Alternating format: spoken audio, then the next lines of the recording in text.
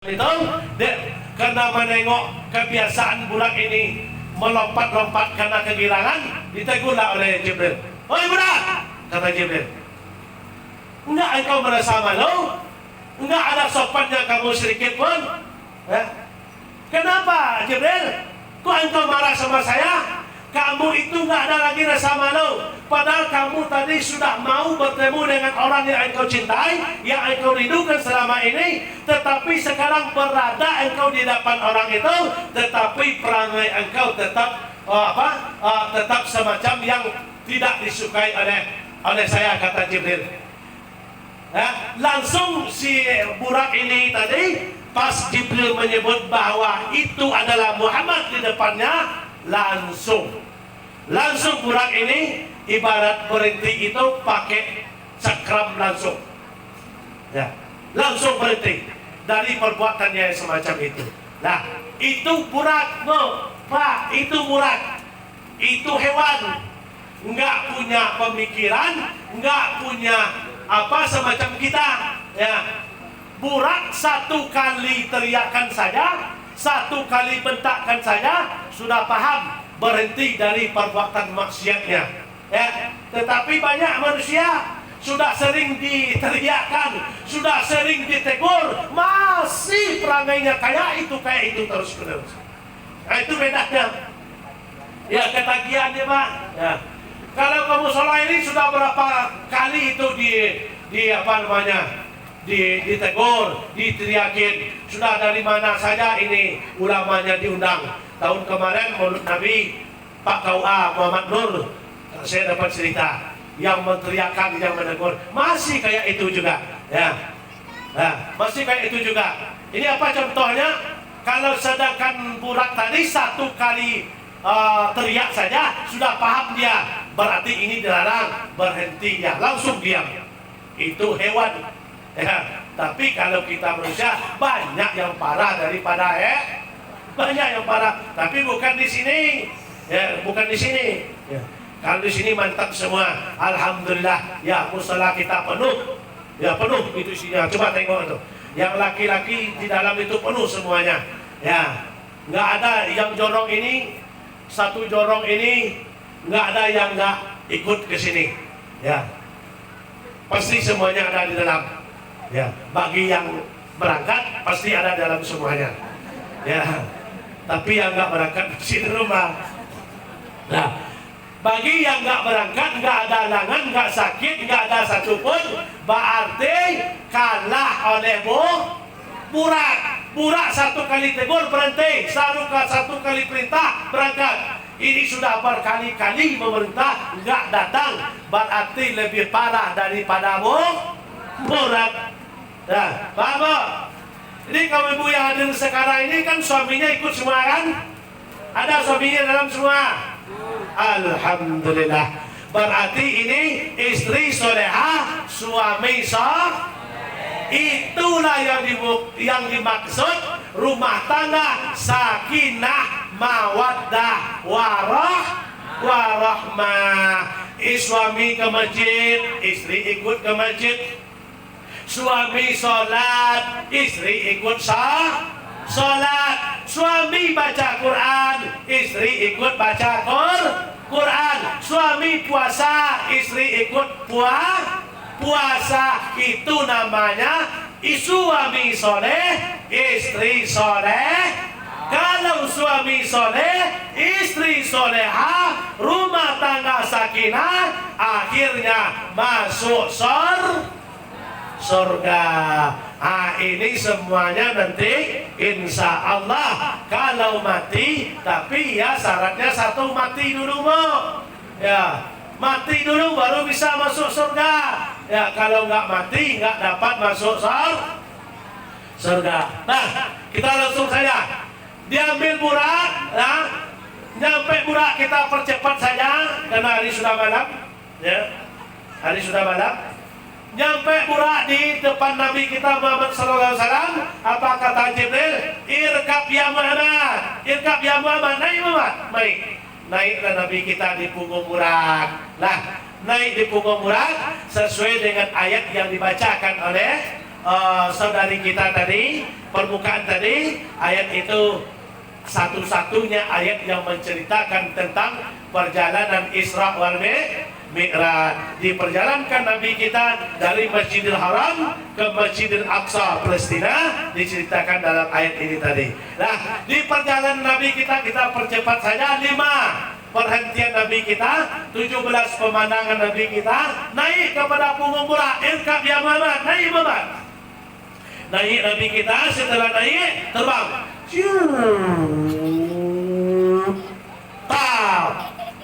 Terbang, berhenti suatu tempat, ya, berhenti di situ. Apa kata Jibril? Fa'unsir ya Muhammad, sallu rakaatain. Turun Muhammad, turun, salat 2 rakaat. Karena Nabi kita patuh dengan perintah Jibril, turun Nabi kita dari punggung Burak, lalu melaksanakan salat 2 rakaat. Ya, selesai salat Nabi kita, irkab ya Muhammad, naik Muhammad. Naik lagi Nabi kita ke punggung Burak, langsung terbang, ya. Lalu ditanya oleh Jibril, apa kata Jibril? Anta shalaita ya Muhammad? Tahu gak engkau Muhammad itu tempat kamu salat tadi? La adrikni, aku tidak tahu kata Muhammad. Kata Nabi kita, tempat saya salat tadi. Apa kata Jibril? La fasallaita, tempat kamu salat tadi itu namanya adalah Thayyiban. Thayyiban namanya. Nah, ini Muhammad, ini tempat kamu hijrah pertama nanti. Di sini kamu meninggal nanti. Di sini kamu dimakamkan nanti. Nah, itu namanya perhentian pertama Nabi, namanya Thayyiban. Di situ Nabi nanti meninggal, di situ hijrah pertama, di situ Nabi nanti dikuburkan. Ini apa pelajarannya bagi kita? Nah, karena hidup akan berganti dengan mati, ya, dunia akan berganti dengan akhirat mengingatkan kita semua akan mati. Maka dicontohkanlah oleh kata Jibril tadi, di sini besok Muhammad kamu akan meninggal, di sini nanti Muhammad akan kamu dikuburkan.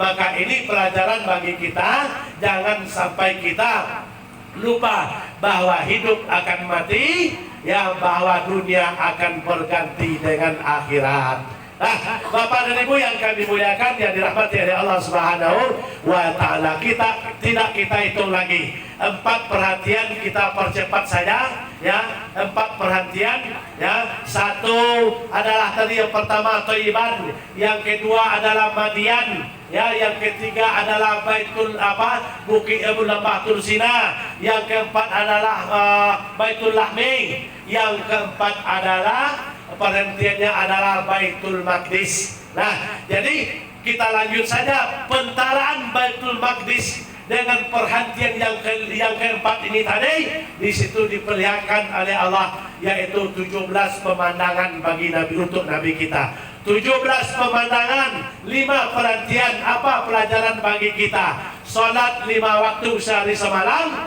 17 perhentian adalah 17 rakaat sehari semalam.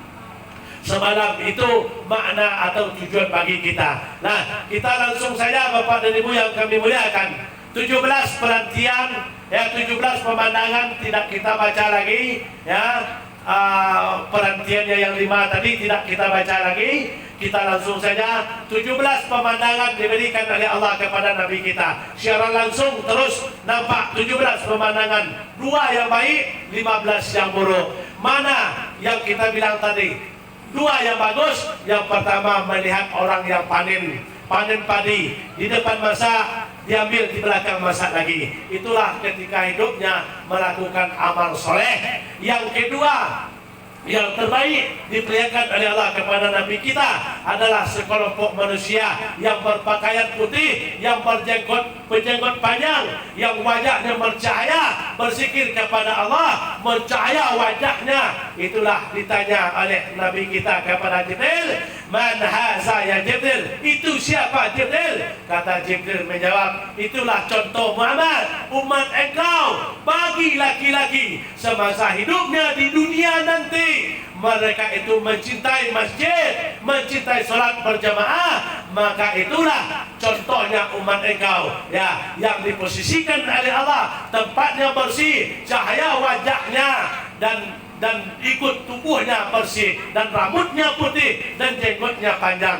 Itulah kalau suami kaum ibu semasa di dunia ini senang ke masjid, solat berjamaah ke masjid, maka itulah orang yang dicontohkan oleh Allah kepada Nabi kita, yang wajahnya bercahaya, yang posisi duduknya di bawah arsinya Allah Subhanahu wa ta'ala, min qalbihi fil masajid, hatinya tergantung di masjid.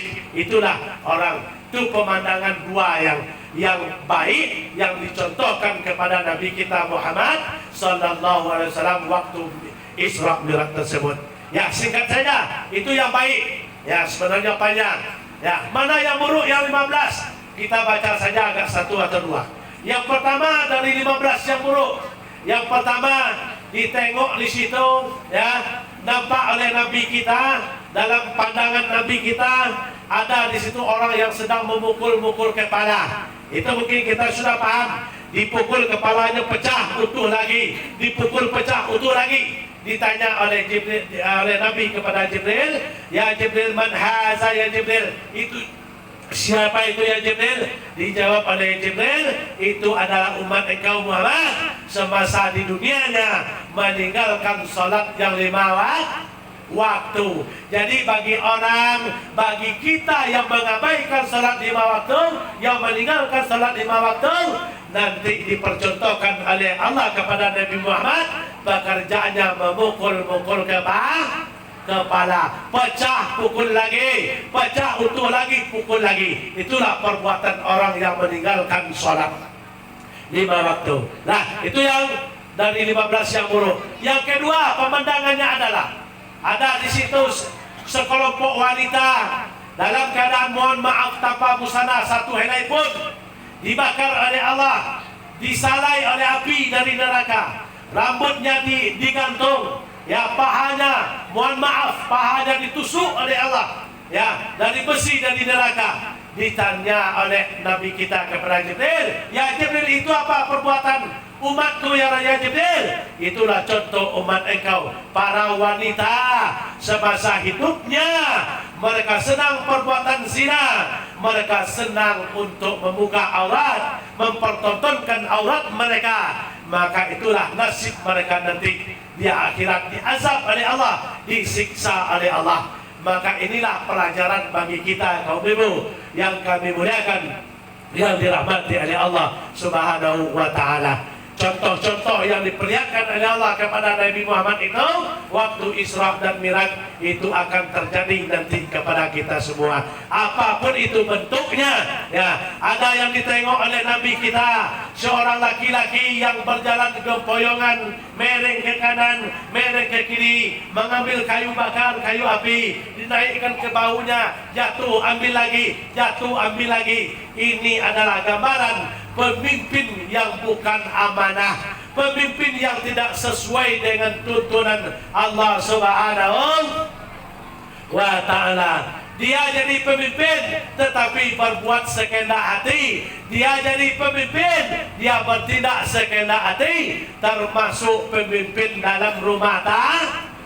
tangga sesuai dengan yang kita baca tadi. Pemimpin dalam rumah tangga itu siapa? Suami. Semua perbuatan anak dan istri yang menanggung adalah suami. Kalau suami tidak bisa membina rumah tangganya, membina anak dan istrinya untuk bertauhid kepada Allah, untuk melakukan amal soleh, ini yang dicontohkan oleh Allah kepada Nabi Isra Mi'raj. Berjalan ke poyongan, mereng ke kiri, mereng ke kanan, beban berat dipikul.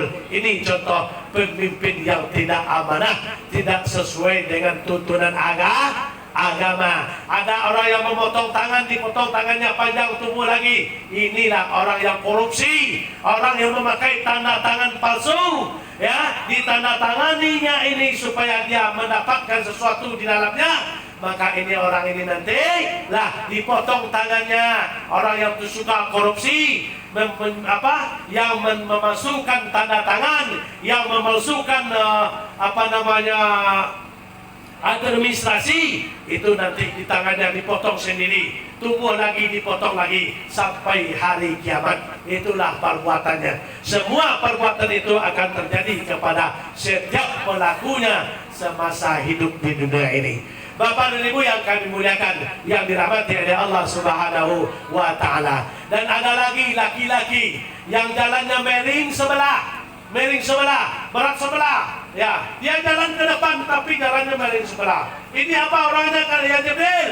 Kata Nabi kita, inilah contoh umat engkau semasa hidup di dunia, punya istri 2, punya istri 3, tetapi tidak adil.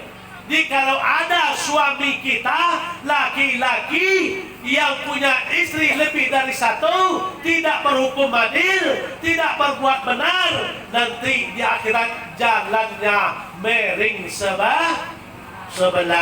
Jadi hati-hati Bu, kalau ada suami kita mau kawin lagi, tolong katakan kepada dia, kalau dia mampu bersifat adil, boleh saja Pak. Jangankan 1, 4 pun boleh.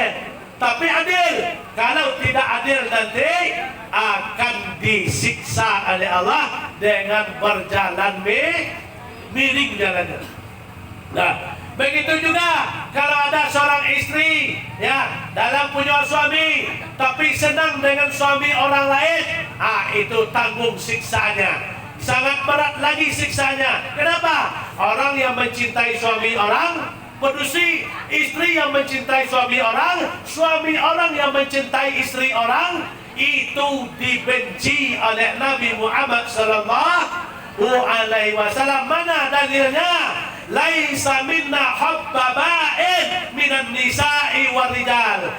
Tidak umat aku, kata Nabi Muhammad, seorang suami senang dengan istri orang, bercerai dengan suaminya. Sebaliknya seorang istri senang dengan suami orang, sehingga bercerai dengan suaminya.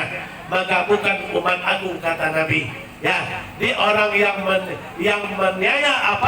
mengganggu istri orang pun dibenci oleh Nabi, yang mengganggu suami orang pun dibenci oleh Nabi Muhammad sallallahu alaihi wasallam. Nah, Bapak dan Ibu yang kami muliakan, yang dirahmati oleh Allah Subhanahu wa Ta'ala, karena hari sudah larut malam, ya, mungkin kalau masalah perjalanan Isra Mi'raj kita belum sampai seperempat Bu, ya. Sedangkan Isra-nya saja belum Mi'raj.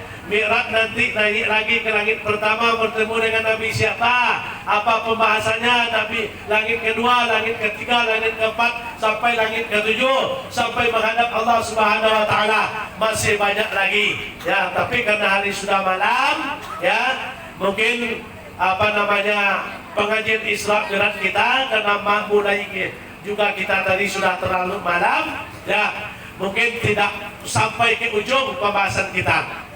Nah, jadi sebagai kesimpulannya, ya, dari pengajian kita pada malam hari ini tentang masalah kisah Isra dan Mi'raj Nabi Muhammad sallallahu alaihi wasallam pada malam hari ini, ya, mari, ya, kita di bulan ini kita perbanyak istighfar kepada Allah Subhanahu wa Ta'ala.